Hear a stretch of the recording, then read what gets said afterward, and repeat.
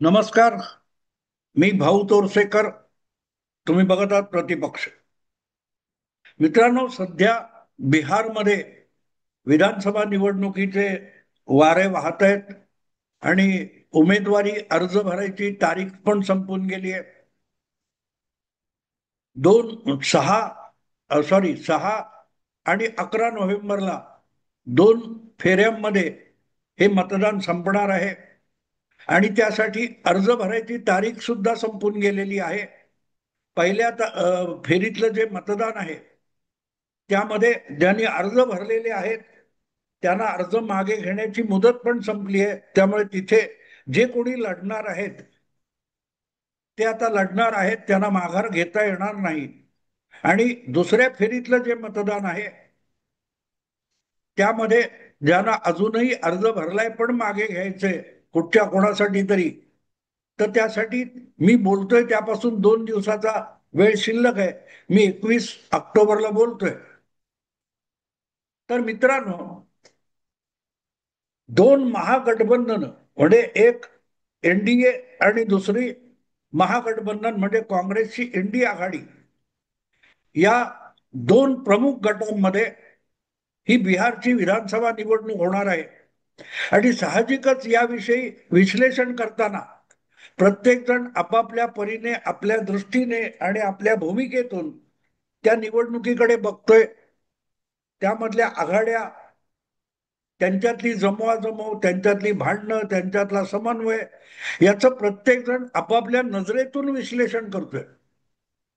आणि मग विश्लेषण करताना आपली बाजू किंवा आपलं जे मत आहे हे कसं बरोबर आहे आणि त्यामुळे या निवडणुकीचे निकाल कुठच्या दिशेने जातील हे सांगण्याचा प्रत्येक विश्लेषकाचा प्रयत्न असतो. आणि मग ते सांगताना आधार घ्यायचा तर गेल्या बिहारच्या विधानसभा निवडणुकींचा घेतला जातो, तसाच तो महाराष्ट्रातल्या काल परवाच्या विधानसभा निवडणुकीचा 1 वर्षापूर्वीचा तोही आधार घेतला जातो. कारण शेवटी मतदान होतं ते मतदान हे प्रत्येक पक्षाचा जो बांधील मतदार आहे त्याच्यापुरतं मर्यादित नसतं, तर प्रत्येक निवडणुकीनुसार, प्रत्येक काळानुसार आणि परिस्थितीनुसार जो साधारणतः 30 ते 30च्या आसपास, 30 पेक्षा कमी, आपण म्हणू 30% कमी मतदार असा असतो की जो प्रत्येक निवडणुकीत आपलं मत बदलतो किंवा या ज्याला इंग्रजीमध्ये फ्लोटिंग मत वोटर म्हणतात, म्हणजे टळता मतदार, हा कुठच्या बाजूला जाईल याचा भरोसा नसतो. त्यामुळे निवडणुकीचा प्रचार, रणधुमाळी, युक्तिवाद, आवाज, कार्यक्रम ह्या सगळ्या गोष्टी असतात त्या पुढच्या 30% मतदारांसाठी असतात. जो मतदार कुठल्याही पक्षाला, कुठच्याही नेतृत्वाला बांधील नसतो, तो त्यावेळच्या त्या दिवसाच्या परिस्थितीनुसार मतदान करत असतो.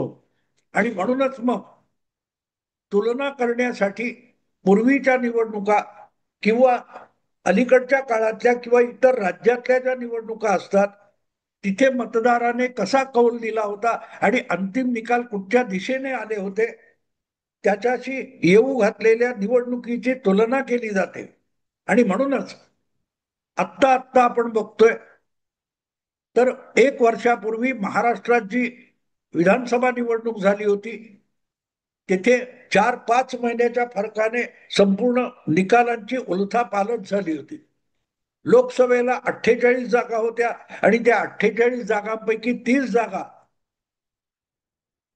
इंडी अलायन्स किंवा महाविकास आघाडीला जिंकता आल्या, तर कशा बशा 17 जागा या महायुतीच्या वाट्याला आल्या.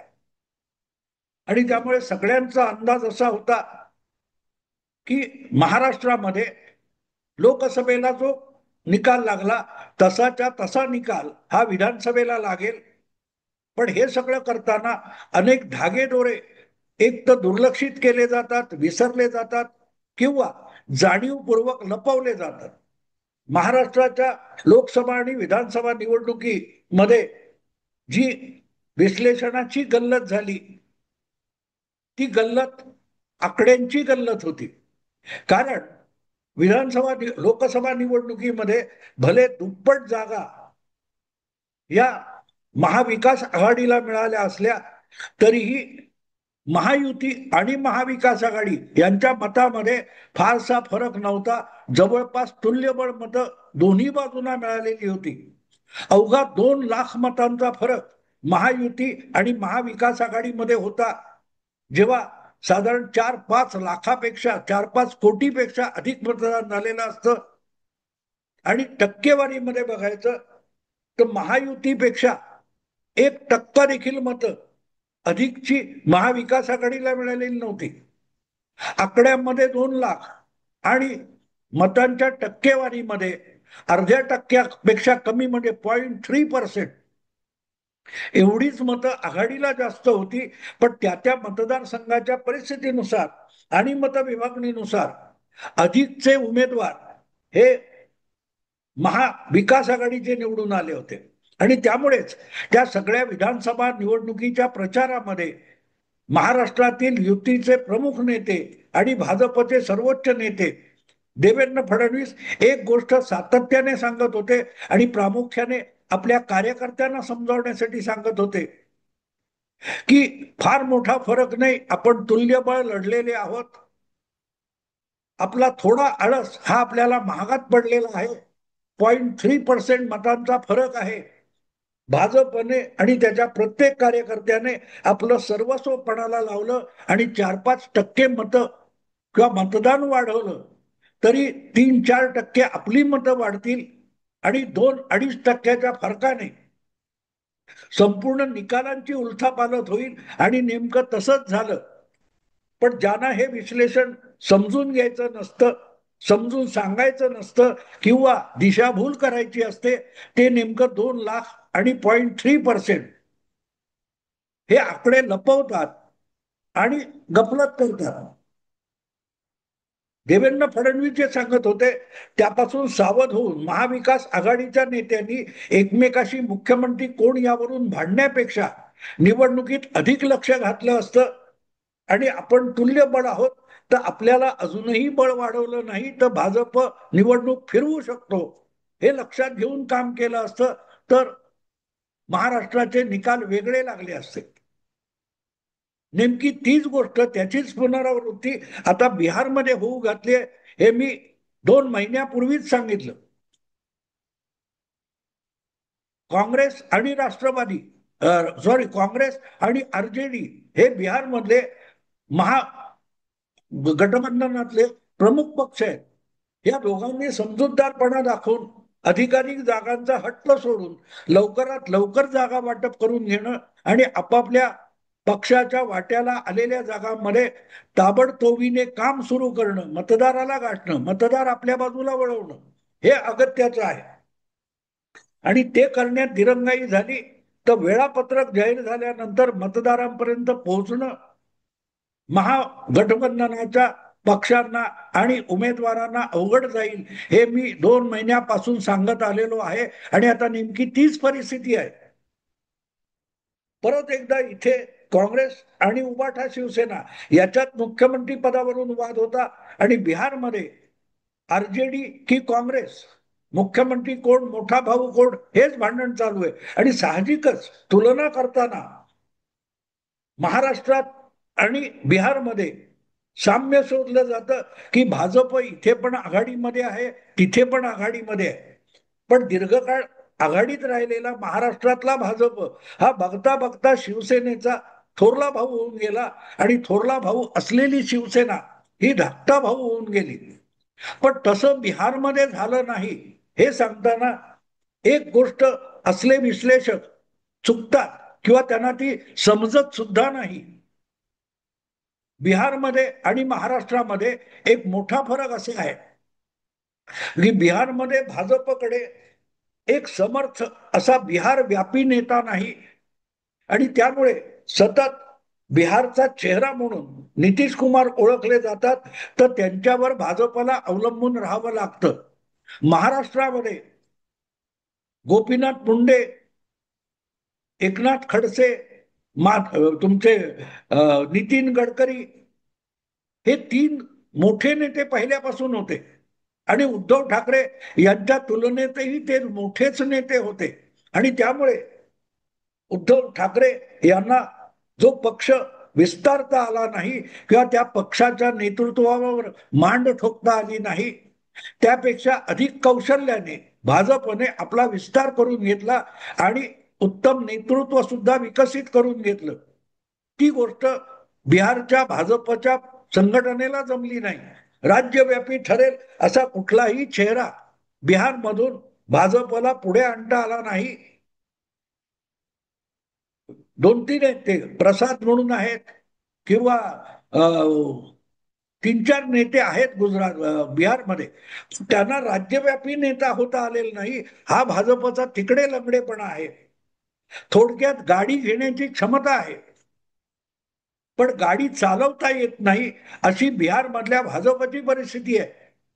पण महाराष्ट्रामध्ये गोष्ट वेगळी आहे. महाराष्ट्रामध्ये भाजप मोटर कार अगदी नवी कोरी विकत घेऊ शकतो, पण स्वतः ड्राईव्ह करू शकतो, चालवू शकतो असा नेता महाराष्ट्रामध्ये 1-2 तरी 3 तरी आहे.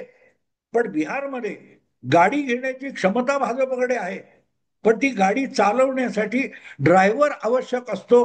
हा जो फरक आहे तो बिहार आणि महाराष्ट्राच्या राजकारणामधला भाजपसाठीचा मोठा पराभव आहे, मोठा फरक आहे. आणि म्हणूनच महाराष्ट्रामध्ये जेवढी युती आघाडीची गरज भाजपला नाहीये, स्वयंभूपणे सर्वव्यापी पक्ष होण्याची क्षमता आहे, कारण ते नेतृत्व खेचून देण्याची क्षमता भाजपच्या इथल्या नेतृत्वामध्ये आहे. तितक्या ताकदीचा नेता बिहारमध्ये भाजपकडे नाही. आणि म्हणून नितीश कुमार यासारखा ड्रायव्हर त्यांना घ्यावा लागतो, ज्या ड्रायव्हरची महाराष्ट्राच्या राजकारणात गरज नाही. हा फरक जर बारकावा लक्षात घेतला तर मग महाराष्ट्र आणि भाजप, महाराष्ट्र आणि बिहार यांच्या निवडणूक निकाल किंवा निवडणूक जागा वाटप इत्यादीची तुलना गैर लागू ठरते. ही इथे ठरते. गेल्या निवडणुकीत भाजपचा जवळजवळ 1.5 जागा नितीश कुमार पेक्षा अधिक मिळाल्या, पण आधीच आघाडीचा किंवा एनडीएचा मुख्यमंत्री म्हणून नितीश कुमार यांचं नाव जाहीर केलं होतं आणि ते भाजपने कंटिन्यू केलं. अगदी नितीश कुमार यांनी सांगितलं होतं की तुमचे अधिक आमदार आहेत, तुम्ही पाहिजे तर मुख्यमंत्रीपद घ्या, पण ज्याला कोणाला मुख्यमंत्री करू त्याची क्षमता नसेल तर पक्ष आणि सत्ता डळमळीत होईल, म्हणून भाजपने नितीश कुमार यांना कंटिन्यू केलं होतं. अगदी नितीश कुमार पुढच्या काळात परत लालूंकडे गेले, काँग्रेसकडे गेले, परत आले. या सगळ्या काळामध्ये नितीश कुमार यांना मुख्यमंत्री पदावरून हलवण्याचा विचार सुद्धा भाजप करू शकला नाही, कारण आपल्याला गाडी चालवता येत नाही, आपण ड्रायव्हरवर अवलंबून आहोत. हे सत्य भाजपने बिहारमध्ये स्वीकारलेलं आहे. पण तशी परिस्थिती महाराष्ट्रात नसेल आणि 5 वर्ष यशस्वीरित्या मुख्यमंत्रीपद चालवणार आणि मित्र पक्षांसकट विरोधी पक्षाच्या राजकारणाला समर्थपणे हाताळणारा देवेंद्र फडणवीस सारखा नेता इथे असताना भाजपने महाराष्ट्रामध्ये युती आघाडी करताना आपलं वर्चस्व दाखवण्याचा सातत्याने प्रयत्न केला, तर त्याचा आशय समजून घेतला पाहिजे. तो आशय न समजून घेता नितीश कुमार आणि एकनाथ शिंदे किंवा उद्धव ठाकरे आणि नितीश कुमार यांची तुलना करता येणार नाही. नितीश कुमारच्या हक्काने 4-5 वेळा पक्ष फुटला असताना सुद्धा 50 ते 70 आमदार कमीत कमी निवडून आणण्याची क्षमता आहे. 2010 मध्ये नितीश कुमार आणि भाजप यांनी इतकी जबरदस्त पकड घेतली होती की 115 आमदार नितीश कुमार यांच्या एकट्या पक्षाचे आलेले होते आणि दोघांनी संयुक्तपणे जवळजवळ 205 आमदार निवडून आणले होते. सगळ्या विरोधकांचा धुव्वा उडवून टाकला होता, जे आपण आता महाराष्ट्रात बघितलं. भाजपचे 91 आणि नितीशचे 115 आमदार निवडून आले होते. पण उद्धव ठाकरेंनी जी चूक केली ती सगळ्यात पहिल्यांदा नितीश कुमारनी 2014 मध्ये केली होती आणि त्यासाठी 2015च्या निवडणुका लढताना लालूंबरोबर गेल्यानंतर लालूंचे अवघे 27 आमदार असताना त्यांना 100 जागा नितीशला द्याव्या लागल्या. आणि आपले 115 आमदार असताना नितीश कुमारला फक्त 100 जागांवर लढावं लागलं, 15 जागा हक्काच्या सोडाव्या लागल्या. चुकांची मोठी किंमत राजकारणात मोजावी लागते, जी उद्धव ठाकरेंनी आत्ता अलीकडच्या काळात मोजली. पक्ष फुटला, नितीश कुमारचाही पक्ष अनेकदा फुटलेला आहे. कधी पासवान निघून गेले, कधी शरद यादव निघून गेले, असे अनेक जण गेलेले. जीतनराम माझी निघून गेले. पण तरीही उद्धव ठाकरेंपेक्षा नितीश कुमार हा एक राज्यव्यापी चेहरा असलेला नेता आहे आणि आपला एक काय म्हणतात मतपेढी असलेला, वोट बँक असलेला नेता आहे, की ज्याच्याकडे कमीत कमी 40 ते 70 पर्यंत आमदार निवडून आणण्याची क्षमता आहे, जी शरद पवारांची महाराष्ट्रात आपण दीर्घकाळ बघितली. कितींदाही पक्ष फुटला तरी शरद पवार 40-50 आमदार निवडून आणत होते. पण उद्धव ठाकरेंना ते शक्य नाही, हे गेल्या विधानसभा निवडणुकीत ठळकपणे दिसून आलं. आणि म्हणून तुलना करताना बिहारमध्ये भाजप असा वागतो तर महाराष्ट्रात तसा का वागत नाही, आणि महाराष्ट्रामध्ये जर एकनाथ शिंदेनाही मुख्यमंत्री पद दिलं जातं वगैरे वगैरे, हे हे युक्तिवाद चुकीचे आहेत. कारण प्रत्येक ठिकाणी तुम्ही थोरले बाहू आहात किंवा थोरला गट आहात, तरी गरजेनुसार अडला हरी गाढवाचे पाय धरी म्हणतात, तशी लवचिकता राजकारणामध्ये दाखवावी लागते. त्याला राज्यानुसारचा भेदभाव असं बिलकुल म्हणता येत नाही. म्हणून तर 20 वर्ष उलटून गेली, आणि खरं तर 20 वर्ष म्हणण्यापेक्षा 28 वर्ष निघून गेली. पण समता पार्टी म्हणून, नंतर जनता दल युनायटेड म्हणून भाजप सोबत आलेला नितीश कुमार यांचा जो समाजवादी, मूळचा समाजवादी गट आहे बिहारमधला, तो भाजपच्या सोबत राहिला आणि दोघांनी एकमेकांचा फायदा करून दिलेला आहे. चूक नितीश कुमारांनी केली म्हणून ते 115 पासून 47-48 पर्यंत घसरगुंडी झाली. लवचिकता त्यांना हवी तेव्हा दाखवता आली नाही. आता ते लवचिकता दाखवत आहेत, आणि ते लवचिकता दाखवत असतील तर आपल्याकडे राज्यव्यापी चेहऱ्याचा नेता नाही, म्हणून भाजप मुख्यमंत्री पदाच्या बाबतीत लवचिकता दाखवतो. आणि म्हणून बिहारची जी राजकीय वस्तुस्थिती आहे त्यापेक्षा महाराष्ट्रातली राजकीय वस्तुस्थिती भिन्न असेल, तर या दोन राज्यातलं भाजपचं वर्तन किंवा त्यांच्या मित्र पक्षाचं वर्तन यांची तुलना होऊ शकत नाही. कारण मोठा घटक आहे. आता दुसरीकडे महाराष्ट्रामध्ये उद्धव ठाकरे यांच्यापेक्षा एकनाथ शिंदे हा शिवसेनेतला अतिशय उत्तम, सर्वसमावेशक आणि संयमी, तितकाच लवचिक असा शिवसेनेचा नेता आहे. उद्धव ठाकरे यांच्या अहंकारापेक्षाही लवचिक एकनाथ शिंदे हे अधिक प्रभावी नेतृत्व महाराष्ट्रात शिवसेनेचं आहे. आणि म्हणूनच जोपर्यंत उद्धव ठाकरे किंवा राज ठाकरे वगैरे हे आव्हान एकनाथ शिंदेच्या राजकारणातून संपत नाही, तोपर्यंत एकनाथ शिंदे यांना भाजप सोबत नमतं घ्यावंच लागेल. पण आगामी पालिका आणि स्थानिक स्वराज्य संस्थांच्या निवडणुकामध्ये जर त्यांनी बाजी मारून दाखवली, भाजपच्या सोबत राहून फार चांगलं यश मिळवून दाखवलं, तर एक गोष्ट साफ आहे की त्यानंतर एकनाथ शिंदे यांच्या पक्षावरच्या पकडीला अधिक काय म्हणतात तो ताकद येणार. त्यांना भाजपशी दोन हात करता येणं शक्य आहे? अजिबात. कारण त्यांनाही आपला पक्ष वाढवायचा आहे, तो तर प्रादेशिक पक्ष आहे. एकनाथ शिंदे यांना संपूर्ण राज्यात आपली ताकद वाढवलीच पाहिजे. पण ती ताकद वाढवताना अहंकार दाखवून, मित्र पक्षाशी दगाबाजी करून तुमची ताकद वाढत नसते. मित्र पक्षाच्या मदतीने हातपाय पसरून घ्या, आणि एकदा हातपाय पसरले, पाळमुळं राज्यामध्ये घट्ट झाली, मग आपल्या मित्र पक्षाला सुद्धा डोळे वटारून दाखवायला हरकत नाही. उद्धव ठाकरेंना हे समजलंच नाही, आणि म्हणून त्यांनी ताकद नसताना डोळे वटारायला सुरुवात केली. आपण बाळासाहेब ठाकरे नाहीत, आपण उद्धव ठाकरे आहोत, याचा त्यांना विसर पडला. त्याची किंमत त्यांना मोजावी लागली. आणि म्हणून बिहार आणि महाराष्ट्र या दोन ठिकाणी भारतीय जनता पक्ष वेगवेगळ्या भूमिका का घेतो हे समजलं पाहिजे. फक्त पक्षाचा कोणतरी गुळाचा गणपती म्हणून आणून बसवला आणि पक्षाची संघटना तिथे अधिक बारगळत गेली तर पुढच्या निवडणुकीत दुसरा नेता आणणंही शक्य नाही आणि एक चांगला मित्र गमावला जातो, जी किंमत उद्धव ठाकरेंना आज मोजावी लागते. चांगला मित्र भाजप होता तो गमावला आणि काँग्रेस किंवा राष्ट्रवादी हे आपल्या इच्छेनुसार उद्धव ठाकरेंना आज खेळवू शकतात. कारण ज्या कारणासाठी उद्धवला बरोबर घेतलं होतं ती ताकद आज उद्धवकडे राहिलेली नाही आणि उद्धव हा आपल्यावर डिपेंडंट आहे हे ओळखल्यानंतर समोरचाही माणूस तुमची किंमत करत असतो.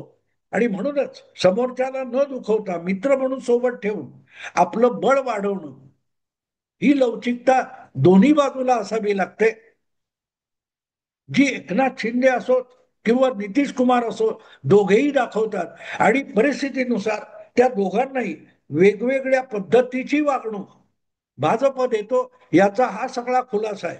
मित्रांनो, आता थांबतो. आवडलं लाईक करा, शेअर करा आणि प्रतिपक्षाला सबस्क्राईब करा. नमस्कार.